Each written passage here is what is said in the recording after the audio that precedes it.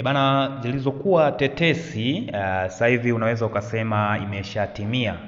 Hii ni mara baada ya klabu ya Yanga imeshafikia makubaliano na timu ya Landmark London ya nchini Poland, ambayo ilikuwa inamshikilia mchezaji au inamhodhi mchezaji nambari 9 pure. Hapa namzungumzia Laurindo Aurelio au wengi wanapenda kumuita Dep. Sasa mpaka sasa hivi ninavyoongea na wewe ni kwamba Dep ameshakuwa mchezaji wa Yanga mara baada ya makubaliano kufikiwa kati ya klabu ya Landmark London na klabu ya Yanga. Mazungumzo hayo yalidumu kwa wiki kadhaa kati ya Yanga na klabu hiyo ya Poland, ambayo yalidumu kwa wiki kama 2 hivi na kuendelea. Na sasa timu hizo zimefikia makubaliano ya dili la striker Laurindo Dep kuweza kutua Jangwani. So Dep anatua Yanga Afrika kuchukua nafasi ya Andy Boyeli Bobwa ambaye tayari ameshatolewa kwa mkopo klabuni hapo, au unaweza ukasema Dep sasa ameshaingia, lakini Andy Boyeli yeye ameshatoka, kwa maana alikuwa anacheza klabu ya Yanga kwa mkopo na sasa amerudi kwenye klabu yake ya nchini Afrika Kusini. So sasa hivi Yanga wameshamalizana na Dep na sasa ni mchezaji wao halali. Jana niliripoti au kuna ripoti nilitoa kwamba Yanga usiku wa juzi walituma ofa ya dola 250, yes, dola 250 ambayo sawa na milioni 721 ambazo zilitoka Yanga, na Yanga ikawa imekubaliwa na ofa hiyo na klabu hiyo ya Landmark London ya huko Poland. Na sasa kinachoendelea ni logistic za mchezaji mwenyewe Dep kuweza kutoa Jangwani au kuja Tanzania. Ni jinsi gani ambavyo wanaweza wakafanya logistic ili aweze kuja mapema, kwa sababu ligi ndo zinakaribia kuanza.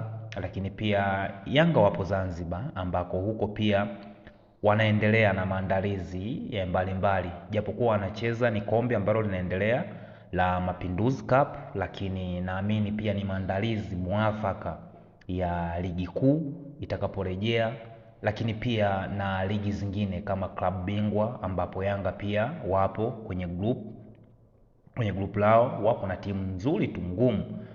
Kuna FAR Rabat hapo, lakini pia wana JS Kabylie, lakini pia wana Al Ahly ambayo wanaenda kukutana nayo mchezo unaofuata.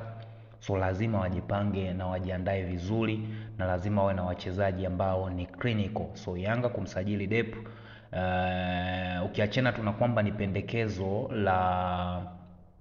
la mwalimu mwenyewe wa Yanga, lakini pia ni mchezaji mzuri ambaye pia umri wake unaruhusu, energy yake inaruhusu. Ndo kwanza ana miaka 25, young man kabisa. So Yanga wamesajili mtu ambaye ataendelea kujifunza kutoka kwa wachezaji ambao wapo, lakini pia yeye mwenyewe ataendelea kuonyesha kile ambacho anacho ili kuweza kuifikisha klabu sehemu salama. Ukifuatilia kwa makini sajili nyingi ambazo zinafanywa na Yanga ni nyingi zinakuwa za mikakati, na wamekuwa wanatafuta wachezaji ambao ni very productive, lakini sometimes inaweza work down, lakini muda mwingine inakuwa ni ngumu work down, unakuta imefeli. Lakini kufeli si kwamba eti labda Yanga sajili zao hazina macho, la hasha. Ni kwamba ni mchezaji tu mwenyewe anashindwa au anachelewa kukop up na mazingira ya Tanzania, ndo maana inakuja kuwa ngumu kufanya tunaita ile kuadapt mazingira haraka. Unapomzungumzia kwa mfano mchezaji Celestine Ekua, huyu ni mchezaji ambaye huku alikotoka alikuwa mchezaji bora, ni mzuri kabisa, lakini amekuja Tanzania, mazingira tofauti, lakini pia ligi tofauti, mazingira yamemkataa. Unapomzungumzia Musa Bara Conte, huyu sio mchezaji wa kubeza, ni mchezaji mzuri, ana kila kitu. Ana kila kitu, ni kiungo mkabaji mzuri sana.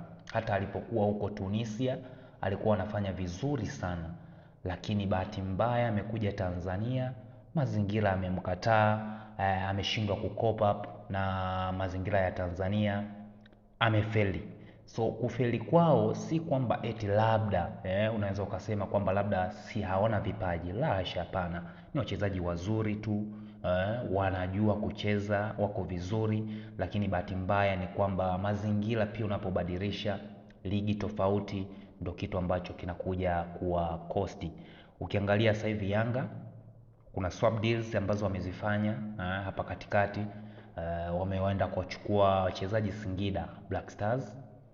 Kwa mfano napomzungumzia Damalo Kamala ambaye mpaka sasa hivi amejiunga na Yanga na anacheza vizuri sana kiungo ya katikati, toka amejiunga na Yanga huko Zanzibar kwenye mashindano ya Mapinduzi Cup.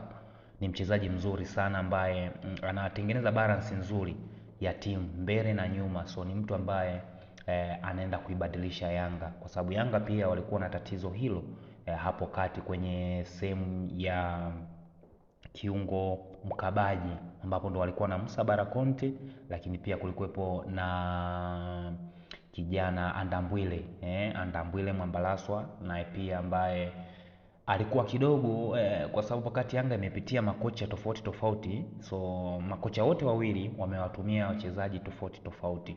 Kwa Musa Bara Conte ambaye wengi walikuwa wanatarajia ndo angeshikilia hiyo nafasi, lakini imeshindikana. So sasa hivi Yanga wameenda kumchukua Damaro Kamala ambaye ndo ameshikilia nafasi, lakini pia wakaenda Singida wakaenda kumchukua Maruf Chekei. Maruf Chekei wote tunajua ni energetic man ambaye anacheza nambari 10, ni kiungo mbavu kweli kweli, kiungo pimping kabisa kweli kweli.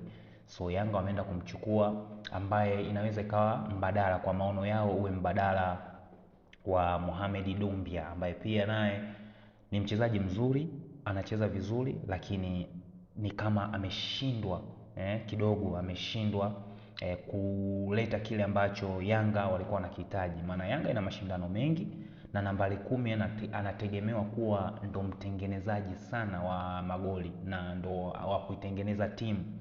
Yaani mpira ukitoka katikati kwa kiungo nambari 6 ukifika nambari 10 ambaye yeye ndo anajua atengeneze vipi na awe ni work rate yake inakuwa kubwa kweli kweli, kama ilivyokuwa kwa Stefan Aziz Ki ambaye aliondoka. Lakini sasa Yanga wameenda kumchukua Maruf Chekei ambaye mpaka sasa hivi yupo kwa Zanzibar, yupo nao.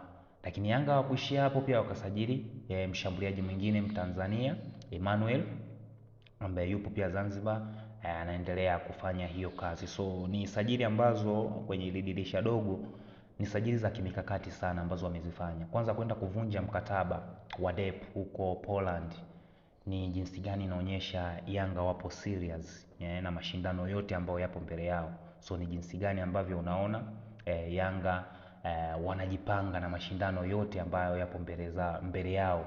So unaweza kuangalia we mwenyewe ni jinsi gani ambavyo wanaweza wakaja kwa comeback, lakini pia wanaweza kufanya vizuri kwa mashindano yote ambayo yapo mbele yao.